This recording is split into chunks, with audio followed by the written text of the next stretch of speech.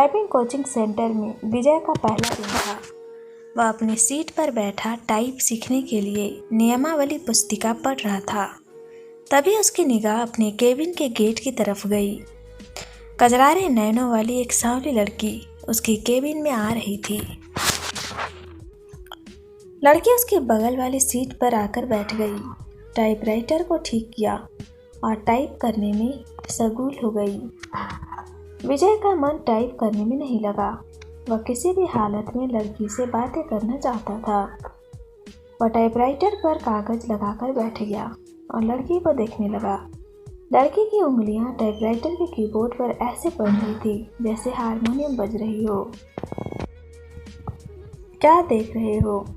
थोड़ी देर बाद लड़की गुस्से से बोली, आपको टाइप करते हुए देख रहा हूँ। यहाँ क्या करने आए हो? टाइप सीखने। ऐसे सीखोगे? लड़की के स्वर में तल्खी बरकरार दिख रही थी। मेरा आज पहला दिन है, इसलिए मेरी समझ में कुछ नहीं आ रहा है। आप टाइप कर रही थी तो मैं देखने लगा कि आपकी उंगलियां कैसे पड़ती है कीबोर्ड पर। आपको टाइप करते देखकर लगा मैं भी सीख जाऊंगा। यदि इसी तरह मुझे ही देखते रहे तो आपकी यह मनोकामना कभी पूरी नहीं होगी। इसी बीच रिबन नीचे गिर गया। वह उसे उठाने के लिए झुकी तो उसके गले से चुन्नी गिर गई। रिबन उठाने के लिए विजय भी झुका था। उसकी निगाह अकस्मात ही लड़की के उजारों पर चली गई। वह सकपका गया। लो, ठीक हो गया, लड़की ने कहा। उसकी चेतना लौटी। लड़की फिर टाइप करने में लग गई, लेकिन विजय का मन टाइप में नहीं लगा। वह लड़की से बात करने की ताक में ही लगा रहा। मन नहीं लग रहा है। अचानक लड़की ने उससे पूछा तो बाँछें खिल गई। लगता है कि सीख भी नहीं पाऊंगा। आसार तो कुछ ऐसे ही दिखते हैं। आपका नाम? विजय ने बात को बढ़ाने के लिए सवाल कर दिया।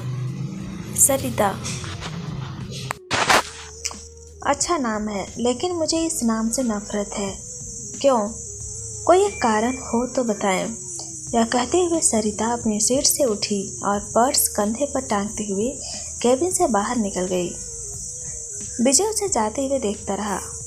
उसके जाने के बाद उसने टाइपराइटर पर डाली।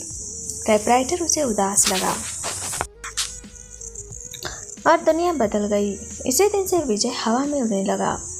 रातों को छत पर घूमने लगा, तारे गिनता और उनसे बातें करता। चांदनी रात में बैठकर कविताएं लिखता। गर्मी की धूप उसे गुनगुनी लगने लगी।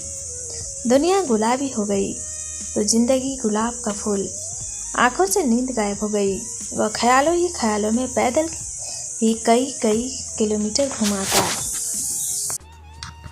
कल कल करके बहने वाली जलधारा लोगों की प्यास बुझाती, किसानों के खेतों को सींचती। राह में आती है बहुत बाधा, फिर भी मिलती है सागर से उसके प्रेम में सागर। साहिल पर पटकता है सिर। कभी भगोड़े होते हैं, सरिता ने उसकी ओर देखते हुए कहा। उसकी इस टिप्पणी से विजय सकपका गया। कवि अपने सुख के लिए कविता रचता है। रचते समय वह कविता के बारे में सोचता है। उसके बाद वह कविता को उसके हाल पर छोड़ देता है। कविता जब संकट में होती है तो कवि कविता के पक्ष में खड़ा नहीं होता। यह आप कैसे कर सकती हैं? मैं समझती हूँ कि आदमी की ज़िंदगी भी एक कविता है। मेरी ज़िंदगी एक कविता है। मेरी ज़िंदगी मुझे अच्छी नहीं लगती, इसलिए कविता भी मुझे अच्छी नहीं लगती है। अरे वाह, आप तो कवि हैं। अभी आपने जो कहा वह तो कविता है। कविता नहीं, कविता का प्रलाप है। उसकी वेदन जो उस कवि के कारण उपजी है जिसने मेरी जिंदगी की रचना। इतना कहकर सरिता केबिन से बाहर चली गई। प्यार की खुशबू। आज उन्होंने बातें अधिक की। उनके वार्तालाप को देखकर टाइपिंग इंस्टीट्यूट चलाने वाली मैडम ने उनके पास आकर कहा कि आजकल तो तो काफ़ी खुश हो सरिता। बदले में सरिता केवल मुस्कुराई। विजय भी मुस्कुराया। तो क्या मेरे प्यार की गंध इसे भी लग गई? अगले दिन सरिता जब इंस्टीट्यूट आई तो काफ़ी सजी धजी थी। नया गुलाबी सूट पहनी हुई थी और खड़ा होकर वह देखकर नाचने लगा। वह अपनी भावनाओं को दबा नहीं पाया। बोला, काफ़ी सुंदर लग रही हो। जवाब में जब सरिता ने मुस्कुराते हुए थैंक यू का फूल जब उस तरफ दिया तो वो जोर जोर से चिल्ला चिल्लाकर खुश होने लगा।